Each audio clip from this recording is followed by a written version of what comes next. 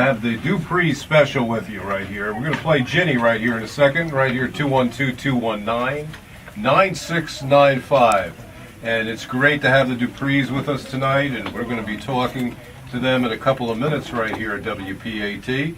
And it's great to do a live radio show because it's more fun this way, because it keeps you on your toes and your fingers keep moving and you get stuck to the newspapers and everything else that goes on here. But we're going to play Ginny right here for Doris from Manhattan, who's called in for this song right here at WPAT. And this show is produced. Executive producer Jim Petrecca is here and part of this wonderful show. Put this all together for us, Jim. And just keep it right here where the music's great.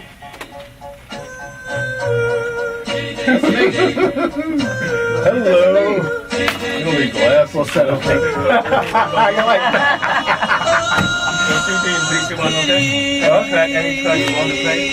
How do you do it?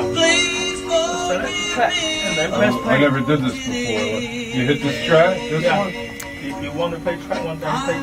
Like this? Like that? And then that? So if you want number 6 on there, go to 6. How does it get it you ready? go there, and then you hit that? This one? This one. And you bring it up on the CD board or on the tape? Thank you. Okay, so we have the whole CD in there. See if Ralph Romeo's out of there. Yeah.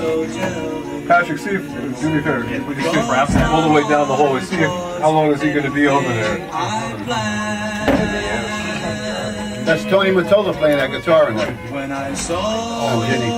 Mark would be turning right now. When this song comes off, let him talk about Tom. Jenny. By the way, come here just for 1 second. Tears filled your eyes as I saw you go. I hate myself, Jenny. You never know This, and then we're ready for another one. Okay, are we going to talk to Tom first now or there? Yeah, you go right and talk about the song Jenny. Okay, then we'll have this ready. Yeah. Okay, good. Thanks for you being here, standing next to me. I hear Olga's coming, maybe? Yeah. Oh, good. She said she was going to stop by. She had an appointment, but she was... That's great. I'm happy you made it. He's there? Huh? Ralph's there? Yeah. The show's over, though. It's 7 o'clock. Yeah, I think he's, I don't know, I'm going to see if he's going to change it over. Okay, thanks. Oh, stand by. Teddy Smith live here at WPAT. It's great to do a live radio show. It wouldn't be the same without Tom Bialaglobe. You're part of the Duprees for 55 years. Congratulations to you, Tom. Glad you made it back after all these years. Thank you, Teddy. The last time I saw you was at 449, and that too, 449 Broadway, down the street near Canal Street. Yeah, that was a while ago. That was a while ago, but you look wonderful, and you're still sounding wonderful after all these great years. What some of the origins that people want to know, the history related to the group, the Duprees? It's magnificent how you and John Salvato and the whole group got together after all of these years, stayed together, played all these great places. And how would you like to just describe some of the origin about the group, if you could? I will. Well, let's go back to Ginny for a minute. Yeah. Tell us about Ginny, like where that song, who wrote the song, how you were involved with the song, and anything else that you think it would be really interesting to tell us about. Well, we used to rehearse at a studio in the Brill Building at Coed Records, and our arranger would be Fred Wiesenthal. And he came to us one day, and he wanted us to learn the song that he wrote for his daughter, Ginny, on her 16th birthday. And we did an arrangement on it, and with Freddie's help, of course. And that's how the song came about. It was written for his daughter, Right. Ginny. And is there any other specific things that people should know about the Duprees? There's an awful lot to the history of the Duprees. When did the group actually form, and who are those members of the group right there on the beginning of the group? The group's origins started in Jersey City. We came from different parts of the city, but we used to go to dances, and sometimes we would meet each other at different dances and sing a little bit together. But one time, when I was not downtown Jersey City, John Salvato, Mike Arnone, and Joe Santolo came down to Hamilton Park, where the lead singer, Joey Gonzano, and I used to sing with a group called the Utopians. And they heard Joey, and they wanted him to be their lead singer. And Joey said to them, I'll be your lead singer under one condition. You have to take my friend Tom Bialaglo. He's part of the package, or otherwise I'm not going to go with you. Because Joe and I, we sang together. He was 13 and I was like 16. And we sang together with the group called the Utopians. So, and he liked my pipes. He liked the notes that I hit too. And we always sang well together. So he insisted on that. So then we got together the next day and we rehearsed at Joe Santolo's house. And we started singing songs by the Flamingos. We were influenced by their song, I Only Have Eyes for You. It was an old Wonderful standard. song. I love that song. Beautiful song. So we started doing old standards instead of original material. And it worked for us. Our first record that we was going to release as a single was As Time Goes By. And the flip side was You Belong to Me. But when we got up to Co-Ed Records, they felt that You Belong to Me was the stronger of the two songs. And when was that song, the one you just mentioned? When was that released? About what year? About? 62. 62? 1962. Yeah. And it did well for us. It charted, and then, when it goes on the charts in Billboard or Cashbox, you have a black dot with a number of the top 100, where it's at. Ours had red dots. Red dots mean it's moving up rapidly, especially after you get on American Bandstand. Then it really took off because people all over the country heard the song. And Dick Clark was That an was the amazing individual. He did some of the greatest interviews of rock and roll. now let me tell you a little bit about Dick Clark. Like, when you're on a Dick Clark show in those days, you got paid probably union scale. What was that about then? We got paid $400, $88 a piece. But the record sales started going through the roof. We should have paid them. We should have paid them because of the sales we got, because of that publication. I mean that television performance. Only thing is, we never saw ourselves on it except on monitors in the studio. You look at a monitor and see yourself. But I never saw the video of it. I know that you were on a lot of the major radio stations in New York Oh, yeah. City back in the 60s, and on the AM radio dial, on the AM. Yeah, we were on the Winds, of course. They had a contest for Winsland. Murray Decay, they had a contest. The mayor of Winsdown. We always knew, everyone knew that Murray was going to win anyway, But we went through the motions of the other guys. We did a little jingle, something like, we were publicizing Jack Lacey.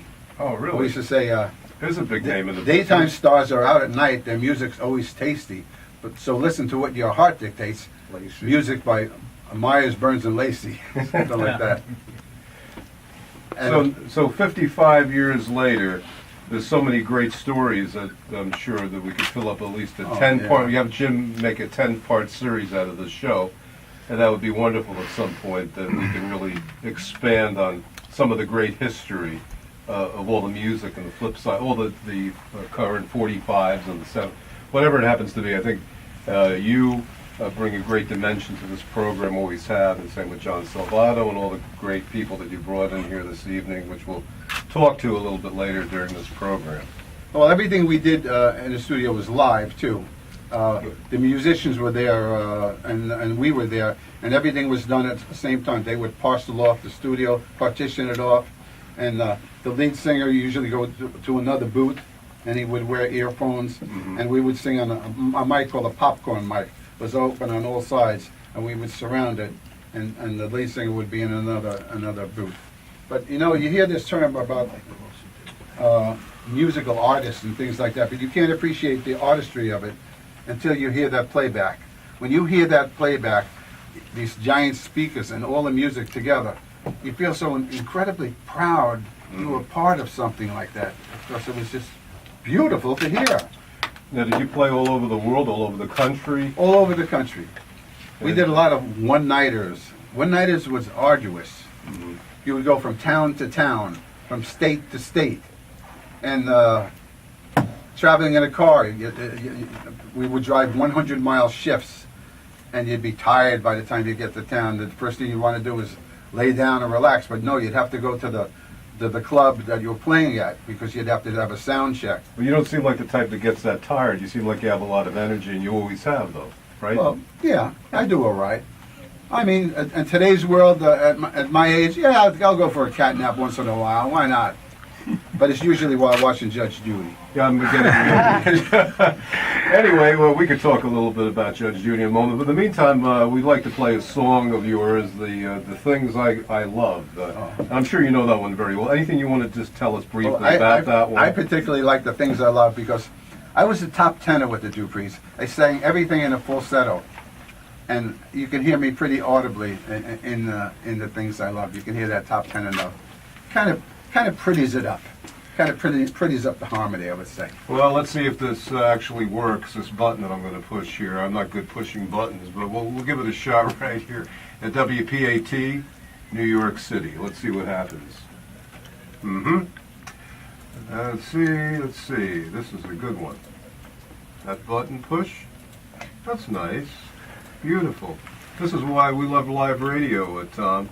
Because when you push buttons, it's not like the same way of doing it the other way. Yeah, like This a way. box of chocolate. You never know what you're going to get, right? Exactly. So we probably can put on a, like a turntable, and we can put the record on in a couple of moments from right here.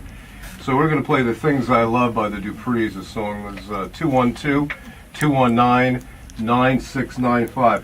Just before we play the song, what's one great show that you remember besides Dick Clark going on? Did you go on shows like Ed Sullivan, or was there other I shows remember here an in New York? outdoor arena in Toledo, Ohio, and it was called The Arena, and we had like 20,000 people. It was Dick Clark's Caravan of Stars. We shared the stage with a lot of many other artists. The Seasons were there, Chris Montez, Clyde McPatter, a bunch of other artists, and that was the kick because there were so many people there. Look what I have for you, The Things I Love by the Duprees. I know that one. At WPAT. Thanks, Jim Petrecca. Really shaking tonight, huh? Yeah, Right, Karen? yeah. You want to learn the board, Karen? We'll do a thank show you. one night together? You can do that, not with the board.